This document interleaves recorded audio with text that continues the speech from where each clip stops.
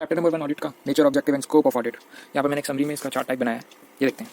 तो चैप्टर 1 में आता क्या क्या है, पहले मॉड्यूल से दिखा देता हूँ। यहाँ पर बात करी गई है meaning, nature, scope of audit, objective of audit, inherit limitation of audit, इसको मैं आई लव लाऊंगा 200 ऐसे से, benefit of audit, assurance engagement, reasonable assurance engagement limit, ये सब तो कहने की बात है। इससे और भी डिटेल में दिया हुआ है मॉड्यूल में। तो सबसे पहले ये वही चीज़ उसको ग्राफ में दिया, इंट्रोडक्शन है, ये आपने पढ़ा होगा। ओरिजिन ऑफ ऑडिट है, ये आपने पढ़ा होगा, मैं जूम करूँ। मीनिंग से स्टार्ट करते हैं, meaning and nature of audit. देखो चैप्टर 1 जो है, मैं एक बार ये भी दिखा देता हूँ। पहला तो एक ऐसे है, इसके अंदर ऐसे 200, ठीक है। उसके अंदर ऑब्जेक्टिव होगा और इनहेरिट लिमिटेशंस ऑफ ऑडिट होगा, आइला, ठीक है। और इसके अलावा ये सारे टॉपिक्स हैं। ऑडिट, उसका meaning, objective, scope, benefits, audit, qualities of audit, assurance engagement क्या होता है, एंगेजमेंट क्या होता है, एंगेजमेंट के भी काफी सारे टाइप होते हैं, ये सारे मैंने लिखा हुआ है। Meaning, purpose of engagement, QC, relationship between, ये बहुत सारे टॉपिक इसके अंदर, ठीक है। मगर मैं इसे कोर में एक्सप्लेन करने वाला हूँ, ठीक है। अज्यूमिंग कि आपने पहला पढ़ा हुआ है, और अगर पहले नहीं भी पढ़ा तो तुम बस सिर्फ ये एक हेलीकॉप्टर व्यू के लिए देख रहे हो पूरा, तुम्हारा स्कोप ये नहीं है कि रेगुलर बैच है, ठीक है। एनीवे स्टार्ट करते हैं ऑडिट मीनिंग के साथ। ऑडिट क्या होता है, एक इंडिपेंडेंट एग्जामिनेशन होता है, फाइनेंशियल इन्फॉर्मेशन का होता है किसी भी एंटिटी का। उसका प्रॉफिटेबल हो सकती है, प्रॉफिटेबल नहीं हो सकती है, साइज कुछ भी हो सकता है, उसकी लीगलिटी भी कुछ भी हो सकती है। हमारा मेन व्यू होता है ओपिनियन एक्सप्रेस करना, ठीक है। इसके अलावा फाइनेंशियल इन्फॉर्मेशन क्या होती है, फाइनेंशियल स्टेटमेंट, ये सब आपको पता होगा, मैं ज्यूम कर रहा हूँ। FRF क्या होता है, एप्लीकेबल रिपोर्टिंग फ्रेमवर्क क्या होता है, ये सब आपको पता होगा, ज्यूमिंग, ठीक है।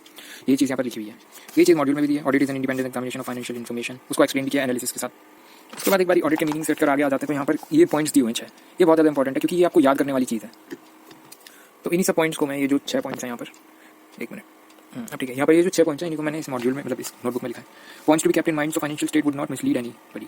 हमें कुछ पॉइंट्स माइंड में रखने होंगे फाइनेंशियल स्टेट, ताकि फाइनेंशियल स्टेटमेंट जो होती है वो किसी को मिसलीड ना करे, कि जो भी एंट्रीज हैं वो सपोर्ट कर रही है सफिशिएंट ऑडिट एविडेंस को, कोई भी एंट्री का ओमिशन नहीं हुआ है। फाइनेंशियल स्टेटमेंट जो है ट्रू एंड फेयर रिप्रेजेंटेशन देती है। अकाउंटिंग जो है वो प्रॉपर डिस्क्लोजर दिया है, क्लासिफिकेशन दिया है, डिस्क्लोज किया है, वो भी अकाउंटिंग स्टैंडर्ड की कंप्लाइंस में। और 5वीं चीज़ है कि इन्फॉर्मेशन जो फाइनेंशियल स्टेटमेंट में वो क्लियर है, एम्बिगुअस नहीं है। ये चीज़ यहाँ पर लिखी हुई है 6 पॉइंट्स में, ये एज इट इज पूछी जा सकती है 4 मार्क्स के लिए, तो ये आपको याद करनी है। यहाँ पर मैंने बता दिया। तो हमने अभी तक पढ़ा क्या है, ऑडिट का मीनिंग क्या होता है, हमने ये पढ़ा है। उसके अलावा हमने पढ़ा है कि पॉइंट्स जो हमें माइंड में रखने होते हैं फाइनेंशियल स्टेटमेंट बनाते वक्त, ये हमने पढ़ लिया है।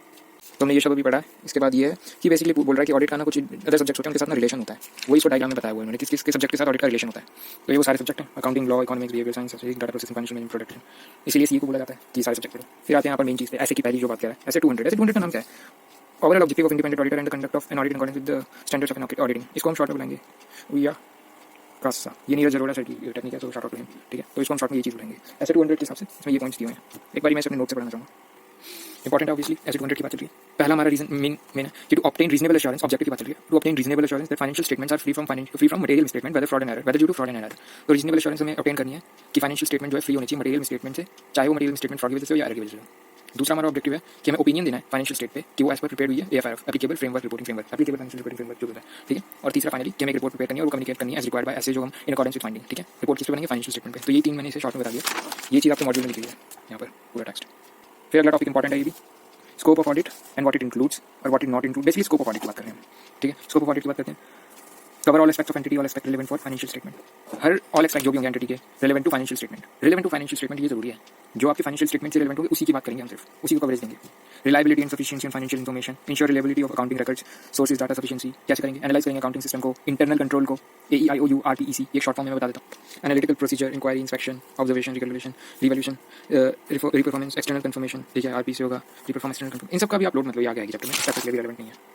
तो स्कोप ऑफ ऑडिट में आगे हम पढ़ेंगे proper disclosure of financial information, ensure करना एडिक्वेट डिस्क्लोजर है, ठीक है, compliance with statute requirement, accurate summary, evaluate mismanagement, judgement, selection, consistent application of application, financial statement, historical financial information पे, डाटा ऑन इकोनॉमिक कंडीशन, ठीक है। इसके बाद हम पढ़ेंगे स्कोप ऑफ ऑडिट में क्या इंक्लूड नहीं होता है, मैटर बियॉन्ड एक्सपर्टीज, ठीक है, generals of document, genuineness of document, not an inquiry to misconduct, no search form, not an investigation. ये सारी अभी मैं मॉड्यूल से पढ़ाऊंगा आपको, यहाँ पर मैंने एक शॉर्ट में कवर किया है। जैसा मैं बोल रहा था इंपॉर्टेंट है, ठीक है। तो स्कोप ऑफ ऑडिट की बात कर रहे थे। सबसे पहले following parts are included in the scope of audit of financial statements की बात करें तो पहला coverage of all aspect of entity, reliability and sufficiency of financial information, proper disclosure of financial information, और चौथा होगा what it does not include in scope of audit. तो ये 4 चीज़ें मैंने आपको बताई थी। चौथी थी ये। तो पहले की बात करते हैं, पहला कहता है कि हमें जो फाइनेंशियल स्टेटमेंट है ना उससे रिलेटेड जितनी भी उस एस्पेक्ट से रिलेटेड जितनी भी चीज़ होगी उसके बारे में हमें कवरेज करनी है। दूसरा reliability and sufficiency of financial information की बात कर रहे हैं, हमें इंश्योर करना है कि जो फाइनेंशियल इन्फॉर्मेशन है, अकाउंटिंग रिकॉर्ड्स हैं, सोर्सेज एंड डाटा है, सफिशिएंट है, सफिशिएंसी जो है उनकी वो प्रॉपर है, रिलायबल है, ठीक है। और ये हम कैसे करेंगे, उसको एनालाइज करेंगे, उसके लिए मैंने आपको शॉर्ट फॉर्म बताई थी, वो आगे आएगी चैप्टर में, इस चैप्टर में नहीं है। बट इन शॉर्ट हमें रिलायबिलिटी एंड सफिशिएंसी वो करनी है फाइनेंशियल इन्फॉर्मेशन की, जो रिलेटेड ऑब्वियसली रेलेवेंट होनी चाहिए। थर्ड हम बात करेंगे प्रॉपर डिस्क्लोजर की फाइनेंशियल इन्फॉर्मेशन की। तो हमें बेसिकली मेंटेन करना है कि एडिक्वेट डिस्क्लोजर दें, जो स्टैट्यूटरी रिक्वायरमेंट है, स्टैट्यूटरी मतलब होता है लीगल रिक्वायरमेंट, उसकी कंप्लायंस में एक्यूरेट पूरी समरी होनी चाहिए, ठीक है। जजमेंट के बारे में देखना में, तो इन सब चीज़ों को इसमें लिखा हुआ है चलो शॉर्ट में, हिस्टोरिकल फाइनेंशियल इन्फॉर्मेशन के बेसिस पे। ये सब हम अभी आगे जाके और पढ़ेंगे तो और ये समझ में आएगा। ये इंपॉर्टेंट है कि स्कोप ऑफ ऑडिट में क्या इंक्लूड नहीं होता है। तो auditor is not required to expect perform duties वगैरह, ये मैंने आपको बता दिया था। कि पहला मैटर बियॉन्ड एक्सपर्टीज, जो उसकी एक्सपर्टीज नहीं है उसके बियॉन्ड में। Genuineness of document, fake document है वो उसमें कुछ नहीं कर सकते हम। Not an inquiry, misconduct, no such चीज। सॉन्स मतलब होता है कसम खिलवा देना, यानी कि मतलब बेसिकली आप इंक्वायरी करने नहीं आए हो। मिसकंडक्ट मतलब इनटू मिसकंडक्ट अगर कुछ हो रहा है उसमें आप इंक्वायरी नहीं कर रहे हो, आप सर्च वगैरह नहीं कर सकते हो, आप उनको मारपीट नहीं कर सकते हो, कसम वगैरह नहीं खिला सकते दोस्त।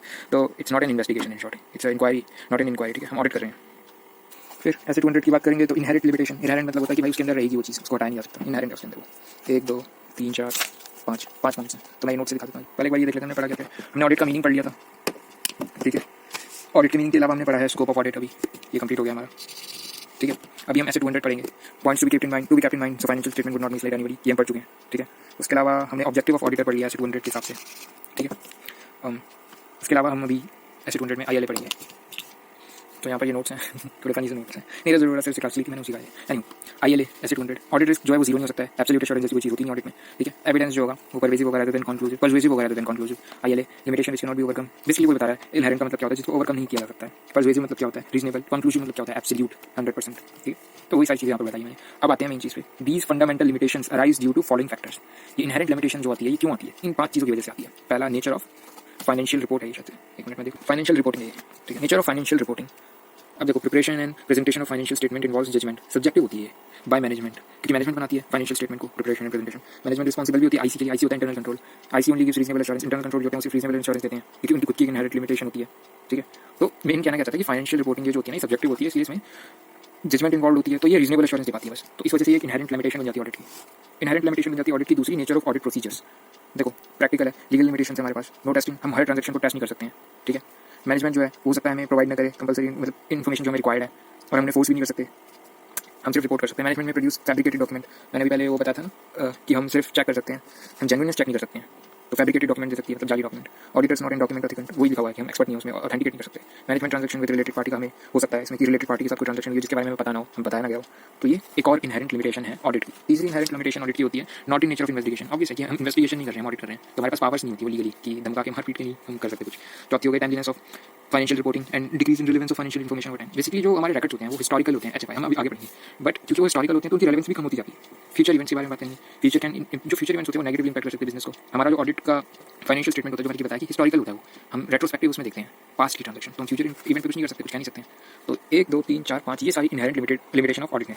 यही चीज़ आपके मॉड्यूल में लिखी है 5 पॉइंट्स, मैंने नोट से बहुत डिटेल में पढ़ा दिया ऑलरेडी, तो मैं इसको अब स्किप करूँ। व्हाट इज एंगेजमेंट, अगला टॉपिक हमने क्या क्या कर लिया देखते हैं। ऑडिट का meaning, scope of audit, inherent limitation of audit हमने सुपर इंपॉर्टेंट कंप्लीट कर लिया है, ठीक है। ऑब्जेक्टिव ऑफ ऑडिट हम पढ़ चुके हैं। ऐसी कौन सी चीज़ें जो हमें माइंड में रखनी चाहिए फाइनेंशियल स्टेटमेंट के बारे में जो मिसलीड ना करे फाइनेंशियल स्टेटमेंट, वो भी हमने पढ़ लिया, ठीक है। अब हम नेक्स्ट पढ़ रहे हैं इंगेजमेंट क्या होता है, व्हाट इज इंगेजमेंट। तो आप ये डायग्राम देखो, इंगेजमेंट है दो तरीके से हो सकती है, एक तो एश्योरेंस इंगेजमेंट, एक रिलेटेड सर्विस। एश्योरेंस इंगेजमेंट दो तरीके से हो सकती है, हिस्टोरिकल फाइनेंशियल इन्फॉर्मेशन पे बेस हो सकती है, अदर हो सकती है। हिस्टोरिकल फाइनेंशियल वाली भी 2 तरीके से हो सकती है, एक ऑडिट जो हम पढ़ रहे हैं, ऑडिट ये हम पढ़ रहे हैं, देख रहे हो कितना बड़ा है ये चीज़, उसमें से हम अभी सिर्फ ये पढ़ रहे हैं, पूरा हमारा सिलेबस ये है। फिर उसमें एक होता है रिव्यू करके होता है हिस्टोरिकल में, ठीक है। उसके ऊपर वापस चले एश्योरेंस इंगेजमेंट क्या होता है, एश्योरेंस रिलेटेड सर्विस, एश्योरेंस में अदर होता है। तो ये आप मेरे को बताने की जरूरत नहीं है, आप स्मार्ट हो ऑब्वियसली, तो ये आप समझ रहे हो क्या है, राइट। हम सिर्फ ये पढ़ रहे हैं, ये पूरा सी फाइनल में, ये भी सी फाइनल में, ठीक है। हमें बस ऊपर से पढ़ना है कि पता होना, जैसे 11th में बता देते हैं ना कि ये एस होते पढ़ लो नहीं, सबके नाम लिखे रहते थे, बस यही है। मगर ये इंपॉर्टेंट है क्यों, क्योंकि पहले मॉड्यूल में अच्छे से एक्सप्लेन किया था, इस बार न्यू सिलेबस में अच्छे से एक्सप्लेन कर दिया, तो इसकी डेफिनेशन डिफरेंस जैसे यहाँ पर मैं पढ़ाऊंगा ये आ सकता है। स्पेशली एश्योरेंस इंगेजमेंट होती है, ये काफी इंपॉर्टेंट लग रहा है मेरे को, तो हम तो ये पढ़ रहे हैं। ये ऐसे पे बेस्ड होता है, ठीक है, ऐसे समझते हो ना, स्टैंडर्ड्स ऑन ऑडिटिंग, ये SRE पे बेस्ड होता है, ये SAE पे बेस्ड होता है, SRS पे बेस्ड होता है, ठीक है। तो हम पढ़ रहे हैं इंगेजमेंट। इंगेजमेंट क्या होती है, engagement means an arrangement to do something in context of auditing, means formal agreement between auditor and client under which auditor agrees to provide auditing service, ठीक है। अब बेनिफिट्स ऑफ ऑडिट पे आ जाते हैं, why audit is needed. तो मैंने अभी आपको बता दिया इंगेजमेंट क्या होता है इन शॉर्ट। अब हमें चलना है बेनिफिट्स ऑफ ऑडिट पे, तो ये मैंने बहुत शॉर्ट में यहाँ पर लिखा हुआ है। हाई क्वालिटी इन्फॉर्मेशन होती है जो यूजर्स के पास पहुंच जाती है, तो उनका कॉन्फिडेंस बढ़ जाता है। शेयर होल्डर्स जो होते हैं उनका इंटरेस्ट रहता है, उनका सेफगार्ड हो जाता है, जब ऑडिट में चौकी नहीं मिल गया तो सब चंगसी। मोरल चेक हो जाता है, मोरल चेक हो जाता है, sorry for bad English. Government tax liability जो है वो खुश हो जाते हैं कि हाँ भाई ठीक है ऑडिट वगैरह कर रखा है, कोई इवेजन नहीं हो रहा है, डिटेक्ट कर लेंगे फ्रॉड है। वैसे हमारा मेन ऑब्जेक्टिव नहीं है, अभी हमने ऑडिट में पढ़ाई है, फिर से एक बार मैं इसे रिलेट कर देता हूँ कि with an view to obtain opinion. हमारा मेन व्यू होता है ओपिनियन एक्सप्रेस करना, हमारा मेन व्यू ये नहीं होता कि फ्रॉड है या एरर है, हमारा मेन व्यू है ओपिनियन एक्सप्रेस करना। तो यहाँ पर फिर ये लेंडर्स जो होते हैं पैसा देते हैं, उन्हें ऑडिट रिपोर्ट देख के अच्छा लगता है कि हाँ सब बढ़िया चल रहा है, कंट्रोल हो जाता है उस चीज़ से। तो बेसिकली ये सारी ऑडिट की बेनिफिट्स हैं। अपने ये कीवर्ड्स आपको बिल्कुल एजिटी याद होनी चाहिए वरना नंबर नहीं लेंगे ऑब्वियसली। ये मॉड्यूल में सब कुछ दिया हुआ है, तो आप इन्हें पढ़ लेना एक बार मॉड्यूल। ऑडिट मैंडेटरी होता है, वॉलंटरी होता है, आपको पता होगा यार, ये सेक्शंस आपको लॉ में दिए होंगे। अपॉइंट कौन करता है ऑडिटर, ऐसी कोई जनरल बात नहीं है, डिपेंड करता है सिचुएशन में ऑब्वियसली लॉ के, हमने पढ़े हुए हैं। कभी कभी हमें जो मैनेजमेंट होती है डायरेक्टर्स होते हैं वो करते हैं, या फिर वो भी हो सकता है CAG कर सकता है, गवर्नमेंट कर सकती है, डिपेंड करता है। To whom report is submitted by an auditor, इसको सबमिट करी जाती है। The outcome of it is written audit reporting which auditor express an opinion to report submitted to person making the appointment, ठीक है। ये सब जनरल बातें। तो यहाँ पर आपका 50% तो मैं बोलता हूँ कि कंप्लीट हो गया टॉपिक। अब चलते हैं नेक्स्ट 50% पे। तो अभी तक हमने क्या क्या कंप्लीट कर लिया है देखते हैं।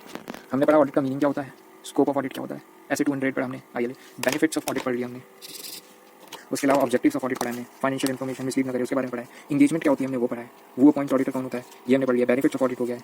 अब जैसे कि मैंने बताया था कि एक मिनट, इंगेजमेंट जो होती है अश्योरेंस हो सकती है, रिलेटेड होती है। अश्योरेंस पे आते हैं, मीनिंग ऑफ अश्योरेंस एंगेजमेंट यहाँ पर दिया। अश्योरेंस एंगेजमेंट मीन्स ये वेरी इंपॉर्टेंट है भाई, इसको मॉड्यूल से पढ़ा रहा हूँ इसलिए। Assurance engagement means engagement with practitioner. अब ये थोड़ी दिक्कत की बात है, अभी पहले अब ये पढ़ लो। Practitioner expresses conclusion, basically practitioner आप ऑडिटर मान लो। अभी ऑडिटर जो होता है वो एक्सप्रेस करता है conclusion design to enhance the degree of confidence to the intended user. Intended user कौन होते हैं, जिनको बेसिकली ऑडिट रिपोर्ट से फायदा मिलता है देख के, गवर्नमेंट हो सकती है, फाइनेंशियल स्टेटमेंट, इन्वेस्टर्स हो सकते हैं, अदर जो लेंडर्स होते हैं एक्सेट्रा। इंटेंडेड यूजर वही है। Other than responsible party, responsible party कौन होती है, रिस्पांसिबल पार्टी आप मान लो मैनेजमेंट को, ठीक है। मैं अभी एक्सप्लेन करूंगा तीनों terms. About the outcome of evaluation measurement of subject matter criteria. Subject matter criteria क्या होता है, फाइनेंशियल मैनेजमेंट मतलब फाइनेंशियल स्टेटमेंट्स, ठीक है। तो बेसिकली ये कहना क्या चाहता है, अश्योरेंस एंगेजमेंट एक एंगेजमेंट होती है, ठीक है, जहाँ पर एक प्रैक्टिशनर होता है, प्रैक्टिशनर मतलब ऑडिटर, एक ऑडिटर होता है जो कंक्लूजन देता है कॉन्फिडेंस बढ़ाने के लिए इंटेंडेड यूजर का।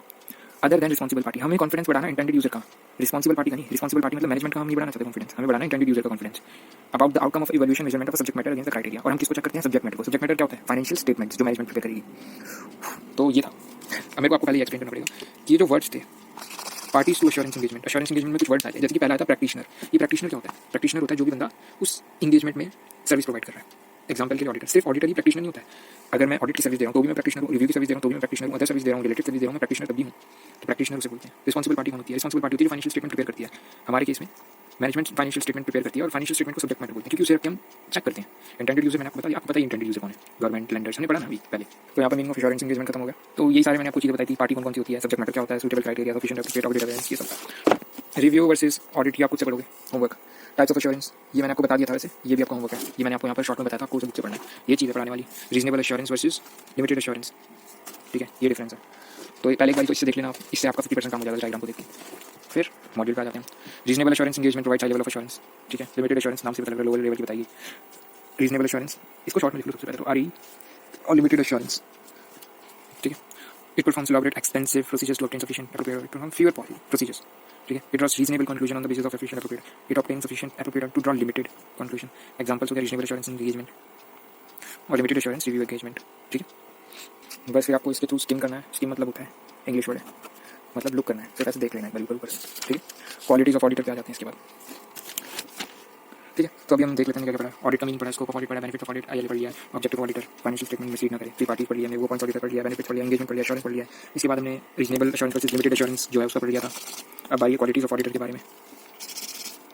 तो क्वालिटीज ऑफ ऑडिट क्या क्या होनी चाहिए, टैक्ट होनी चाहिए, कॉशियस होना चाहिए, फर्मनेस होनी चाहिए, गुड टेम्पर होना चाहिए, इंटेग्रिटी होनी चाहिए, डिस्क्रिशन होना चाहिए, इंडस्ट्रियसनेस होनी चाहिए, जजमेंट होनी चाहिए, पेशेंस होनी चाहिए, क्लियर हेडेडनेस होनी चाहिए। ये इसको पढ़ने के तरीके नहीं जरूर असर किया अगेन शॉर्ट ऑफ में टेक्निकली मैं एक बार बता देता हूँ, बट अगर आपको नहीं समझ में आता है तो इसे इग्नोर कर देना। टैक्ट अकाउंटिंग से बोल सकते हैं आप, कॉशियस मतलब लॉ हो गया, फर्मनेस मतलब टैक्स हो गया, गुड टेम्पर मतलब जीएसटी हो गया, इंटेग्रिटी मतलब ऑडिट हो गया, डिस्क्रिशन मतलब हो गया एसएम, इंडस्ट्रियसनेस मतलब हो गया एफएम, जजमेंट हो गया कॉस्टिंग, पेशेंस और क्लियर हेडेडनेस। ये क्वालिटीज होनी चाहिए ऑडिटर की, ठीक है। Personal qualities requirement for a good businessman, independence, obviously सबसे important independence, hold position of trust होना चाहिए, must have basic human quality, ठीक है। मगर ये कीवर्ड्स आपको याद रहनी चाहिए, आप खुद से नहीं लिख सकते कुछ भी। Must knowledge of an expert, review of financial statement detail, exhaustive knowledge of accounting, obviously sync one मतलब होता है विदाउट एनी वो कंडीशन आपको करना ही पड़ेगा, true knowledge of accounting principle and technique, ठीक है।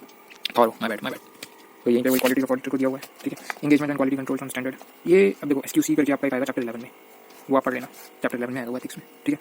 उसके अलावा ये वो सभी इंगेजमेंट के बारे में मैंने जो आपको बताया था वो एक्सप्लेन किया हुआ है यहाँ पर, वो जो मैंने आपको डायग्राम के बारे में बता देता हूँ, ये देखो बस यहाँ पर स्टैंडर्ड्स ऑन ऑडिटिंग के बारे में कुछ दिया हुआ है, एग्जांपल की नहीं, सब ऐसी है। SI के बारे में दिया हुआ है, आपको पढ़ना पड़ेगा खुद से, आप मैं एक्सप्लेन करूँगा। SAE के बारे में दिया हुआ है, SRS के बारे में दिया हुआ है, SQC जो मैंने बताया आपको चैप्टर 11 में एक बार पढ़ना पड़ेगा, एथिक्स करके एक चैप्टर आएगा। स्टैंडर्ड्स की नीड क्या है हमें, ये इंपॉर्टेंट है, पढ़ लेना, और एक्जैक्टली जैसा लिखा है वैसे पढ़ना। Ensure carrying out audit against established benchmarks, global practices, ठीक है। Improve qualities of financial reporting, thereby helping users to make diligent decisions, promote uniformity, equip professional with professional knowledge, ensure audit quality, ये सब, ठीक है। Duties in relation to engagement, quality control, standard, ये आप कुछ पढ़ना। फिर यहाँ पर आपका chapter close, the and and. तो बेसिकली मैंने सब कुछ पढ़ा दिया यहाँ पर जो मैं बताना चाहता था, जो मैंने यहाँ से यहाँ तक आपको बताया, सब कुछ खत्म हो गया। सो या दिस इज इट।